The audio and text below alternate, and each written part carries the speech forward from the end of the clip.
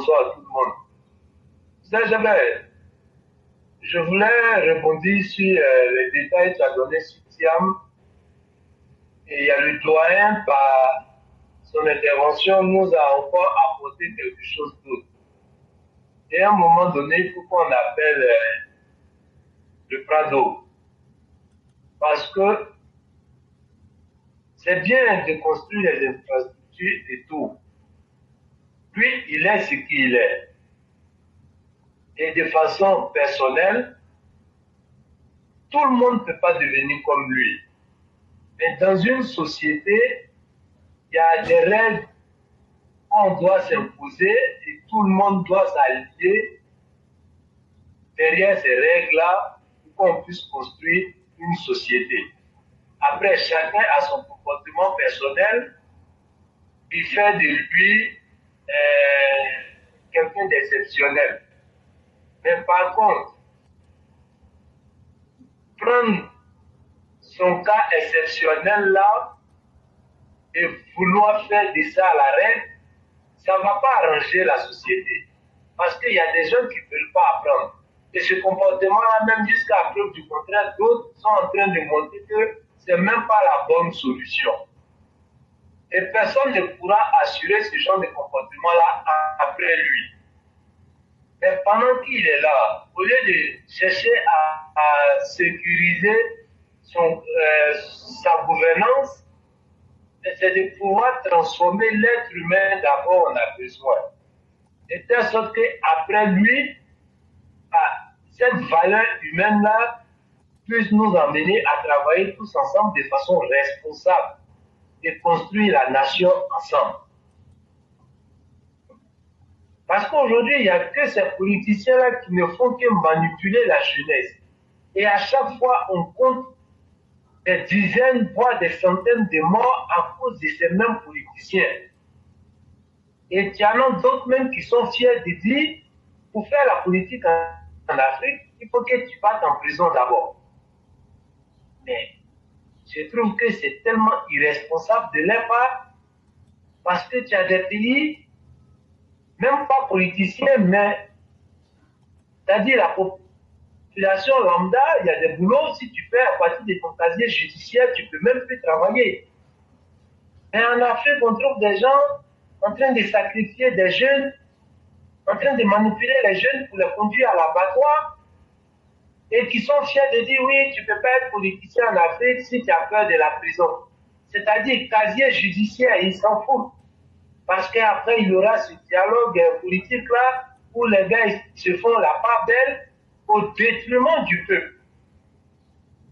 Quand est-ce qu'on va arrêter ça?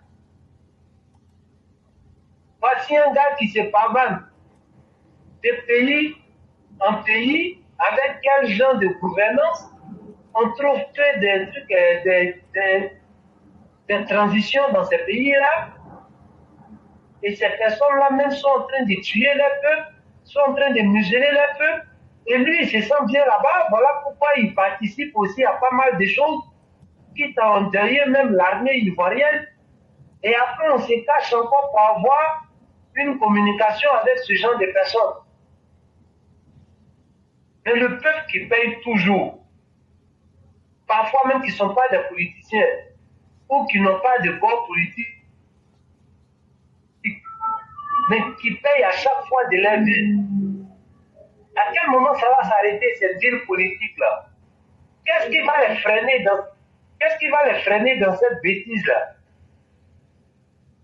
Voici un Gbagbo qui s'assoit, malgré les condamnations qui ont fait qu'il a perdu ses droits civiques, mais qui préfère envoyer les enfants des gens dans la rue pour dire faire de telle sorte qu'on inscrit mon nom sur la liste électorale.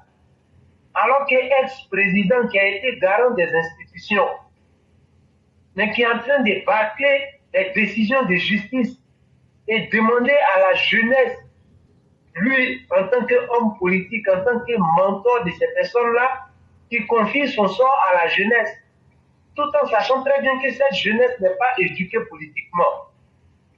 Leur demander ça, c'est leur dire d'aller casser, d'aller brûler, d'aller s'affronter avec d'autres citoyens du pays pour pouvoir s'entretuer, pour que lui, on puisse mettre son nom sur la liste électorale. Voici les politiciens.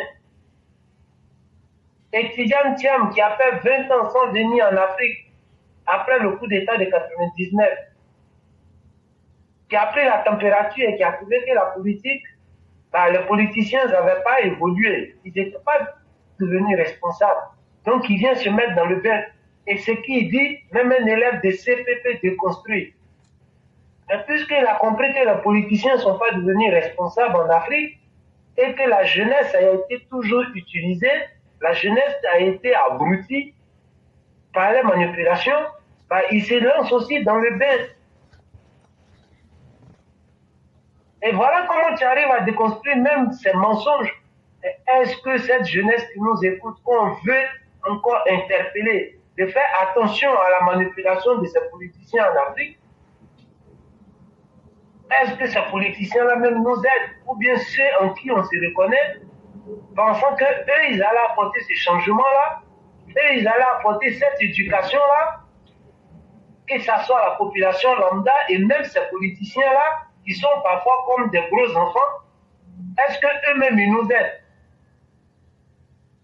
Quelqu'un qui vient s'arrêter devant la nation pour dire oui, c'est moi j'ai collecté les fonds pour construire telle mosquée et j'ai été celui-là même qui a décoré et tout.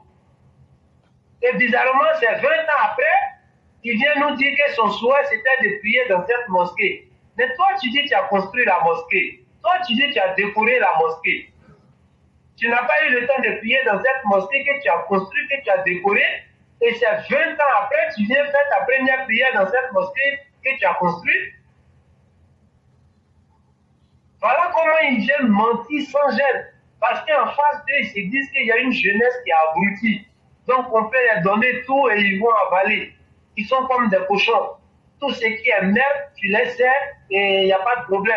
Tant que ça peut les rendre graves, alors je vais les servir ça. Et le monsieur qui vient parler des trucs du social, et en même temps il accuse que les gouvernants d'aujourd'hui sont en train de prendre des dettes extérieures pour pouvoir développer le pays. Mais la Côte d'Ivoire peut s'en passer des dettes extérieures, comptant sur ces dettes intérieures, avec combien? Pour faire fonctionner nos administrations et puis prendre le reste de ça pour pouvoir développer un pays. C'est impossible. Il parle de l'épargne, qu'on peut utiliser nos épargnes pour pouvoir développer le pays. Mes chers frères, voici encore une autre bêtise. Combien d'Ivoiriens ont des comptes d'épargne en Afrique? Parce que les comptes courants, même là, on peut compter ceux qui ont les comptes courants du bout du doigt. Et combien d'Ivoiriens ou bien combien d'Africains ont des comptes d'épargne? Quand tu regardes sur Internet, les épargnes des Français, c'est une valeur de près de 6 000 milliards d'euros. Parce qu'en Europe, ici, les gens, ils épargnent. Ils ont des comptes d'épargne. Mais en Afrique, il y en a combien qui ont des comptes d'épargne? Pour qu'on puisse compter sur ça pour développer un pays. Avec tout ce qu'ils ont laissé comme déchets derrière eux. Ils ont collecté des fonds. Mais les réalisations n'ont jamais été. Et aujourd'hui, le monsieur qui se casse le dos pour pouvoir apporter, pour pouvoir réaliser au moins tout ce qu'ils ont laissé comme bêtises, et c'est encore eux qui viennent critiquer. Et ils comptent sur les empreintes obligataires. Mais les empreintes obligataires, là, avec tous les nombres de projets et de réalisations par rapport au retard même de l'Afrique, et les emprunts obligataires, là, on va les utiliser combien de fois pour pouvoir réaliser combien de projets? Ne serait-ce que le train urbain des trucs de la Côte d'Ivoire, ça a coûté plus de 1000 milliards. Et à chaque fois, on va faire des emprunts obligataires comme ça, et c'est même pas international, de façon nationale, parce que lui, d'après lui, on ne doit pas utiliser des dettes extérieures, mais des dettes intérieures. Mais combien d'empreintes obligataires on va utiliser pour pouvoir réaliser ne serait-ce qu'un projet qui va coûter par exemple 1000 milliards, comme le train urbain d'Abidjan.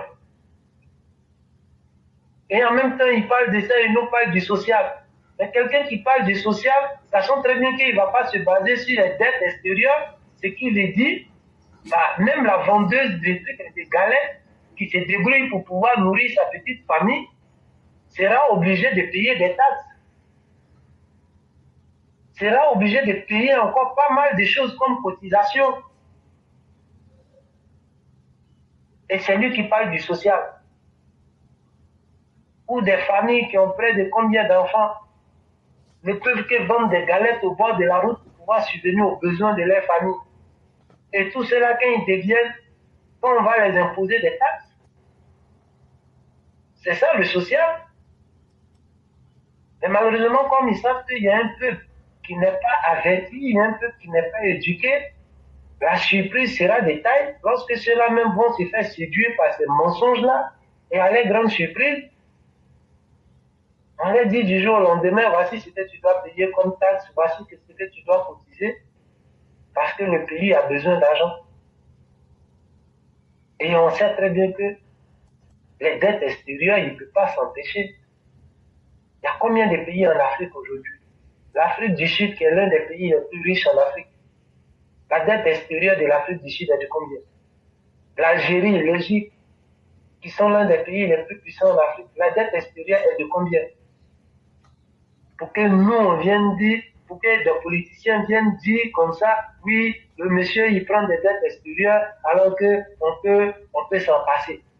On a atteint les 10 minutes. Comme la ligne est longue, on sera obligé. Ok, chef frère. Vraiment, merci pour tout ce que tu fais. Et franchement, on espère, mais au fur et à mesure qu'on avance, l'espoir est minime, quoi. Merci à toi, chef frère. Faisons ce que nous avons à faire, c'est ce que le monde nous demande, chef frère. Et demain, les générations à venir se souviendront qu'il y a des gens qui ont essayé. C'est vrai qu'il n'y a aucun combat qui est facile, mais faisons juste ce que nous pouvons. Et laissons le reste, demain sera un autre jour. Vraiment, merci pour tout ce que tu as dit, et que ceux qui ont des oreilles pour entendre puissent l'entendre. Mais ceux aussi qui n'entendront pas aussi, qu'ils n'entendent pas. En tout cas, la balance de l'histoire ne sera pas faite de complaisance. Vraiment, merci infiniment. Et on souhaite bien les choses à toute la famille du côté de Paris.